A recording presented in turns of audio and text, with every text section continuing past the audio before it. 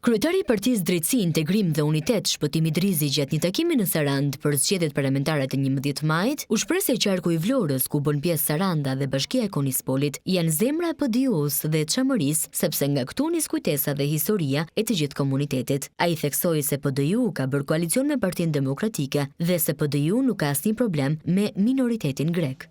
Ne jemi për të drejtat tona dhe për dinjitetin tonë. Mbështesni dinjitetin tuaj, emrin tuaj dhe përkatësitë tuaj si çam. Çështja e shqiptarëve të çamërisë. Drejtësia ne na jep dinjitet, ne na bën nder dhe na jep përkatësi. Meqenëse çam është krenari, ne nuk kemi asnjë problem me minoritetin grek në Shqipëri. Ne na duhet që të bënim këtë koalicion të detyrueshëm. Dhe sigurisht që unë kam më shkuar dhe kam bërë koalicion vetëm me PD-n dhe me Sali Berisha. Gjatë këtij takimi, kandidati i PDU-s në qarkun e Vlorës, Skënder Muço, u shpreh se sfidat e PDU-s janë të mëdha, ndaj komuniteti duhet të votojë bijtë vet që çështja çame të vazhdojë të jetë prezente në parlamentin e Shqipërisë, aty ku merr rrugë zgjidhje.